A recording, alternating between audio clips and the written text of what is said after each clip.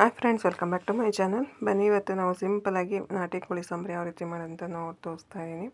ನಾನಿಲ್ಲಿ ಫ್ರೆಶ್ ಆಗಿರೋ ಪುದೀನ ಕಿತ್ಕೊಂಡಿದ್ದೀನಿ. ಹಾಗೆ ಇದು ಬಂದುಬಿಟ್ಟು ಮೈಸೂರು ಸಾಂಬಾರು ಸೊಪ್ಪು ಅಂತಾರೆ, ಅಥವಾ ಕಾಡು ಕೊತ್ತಂಬರಿ ಅಂತಾರೆ. ಸೇಮ್ ಕೊತ್ತಂಬರಿ ಸೊಪ್ಪು ಥರನೇ ಇರುತ್ತೆ, ಟೇಸ್ಟ್ ಕೂಡ ಅದೇ ಥರನೇ ಕೊಡುತ್ತೆ.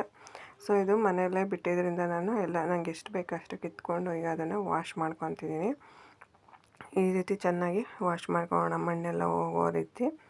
ಅಲ್ಲಿ ಹಳ್ಳಿ ಕಡೆ ಎಲ್ಲ ಕೊತ್ತಂಬರಿ ಸೊಪ್ಪನ್ನವರು ಡಿಪೆಂಡ್ ಆಗಿರಲ್ಲ, ಈ ಸೊಪ್ಪನ್ನೇ ಯೂಸ್ ಮಾಡ್ತಾರೆ. ಹಾಗೆಯೇ ಈರುಳ್ಳಿನ ತೊಗೊತಾ ಇದ್ದೀನಿ. ಸಾಂಬಾರಿಗೆ ಜಾಸ್ತಿ ಈರುಳ್ಳಿ ಹಾಕಿದರೆ ಅಷ್ಟು ಟೇಸ್ಟ್ ಇರಲ್ಲ, ಸಿಹಿ ಅನಿಸುತ್ತೆ. ಸೊ ನಾವು ನೋಡಿಕೊಂಡು ಈರುಳ್ಳಿನ ತೊಗೊಬೇಕಾಗತ್ತೆ. ಹಾಗೆ ನಾನಿಲ್ಲಿ ಶುಂಠಿನ ಜಜ್ಕೊತಾ ಇದ್ದೀನಿ.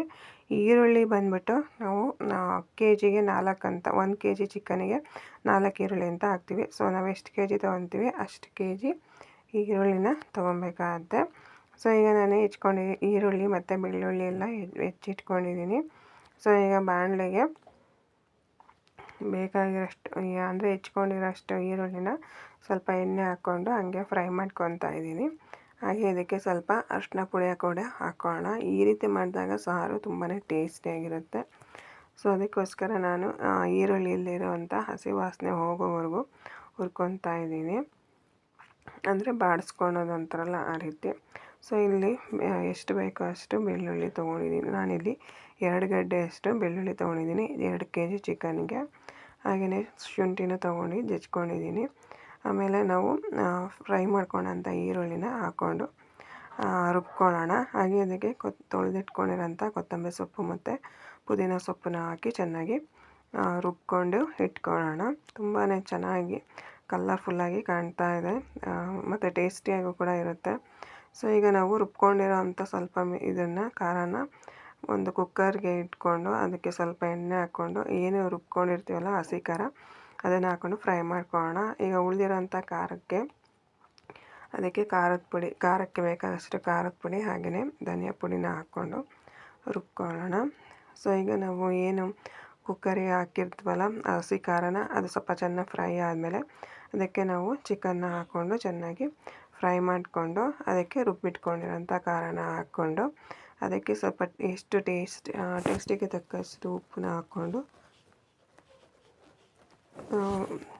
ವಿಷಲ್ನ ಹೊಡೆಸ್ಕೊಳ್ಬೇಕಾಗತ್ತೆ. ಚಿಕನ್ ಮೇಲೆ ಡಿಪೆಂಡ್ ಆಗುತ್ತೆ ಎಷ್ಟು ನಾವು ವಿಷಲ್ ಹೊಡೆಸ್ಬೇಕು ಅನ್ನೋದು. ಸೊ ಈಗ ನಾನು ಮುಚ್ಚಿಟ್ಟಿದ್ದೀನಿ. ಅದು ವಿಷಲ್ ಹೊಡೆಯೋಷ್ಟೊತ್ತಿಗೆ ನಾನಿಲ್ಲಿ ತೆಂಗಿನ ತುರಿ ತೊಗೊಂಡಿದ್ದೀನಿ. ಸೊ ತೆಂಗಿನ ತುರಿ ಬಂದುಬಿಟ್ಟು ಒಂದು ಹೋಳು ಸಾಕು ಅನಿಸ್ತು ನನಗೆ. ಹಾಗೆಯೇ ಇದು ನೆನೆಸಿಟ್ಟಿರೋಂಥ ಅಕ್ಕಿನ ಹಾಕ್ಕೊಂಡಿದ್ದೀನಿ, ಹುರಿದ್ಬಿಟ್ಟು ಅದನ್ನು ನೆನೆಸಿಟ್ಕೊಂಡಿರೋದು. ಹಾಗೆಯೇ ಚಕ್ಕೆ, ಲವಂಗ ಮತ್ತು ಏಲಕ್ಕಿನ ಹಾಕ್ಕೊತಾ ಇದ್ದೀನಿ. ಹಾಗೆ ಇದನ್ನು ಚೆನ್ನಾಗಿ ರುಬ್ಕೊಂಡಿದ್ದೀನಿ.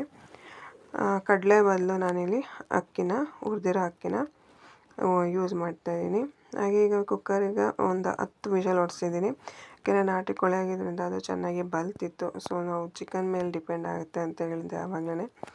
ಸೊ ಈಗ 10 ವಿಷಲ್ಗೆ ಚೆನ್ನಾಗಿ ಬೆಂದಿತ್ತು. ಸೊ ಅದಕ್ಕೀಗ ನಾನು ಕಾಯಿ ಖಾರನ ಹಾಕ್ಕೊಂಡು ಚೆನ್ನಾಗಿ ಒಂದು 5 ನಿಮಿಷ ಕುದಿಸ್ಕೊಂಡಿದ್ದೀನಿ.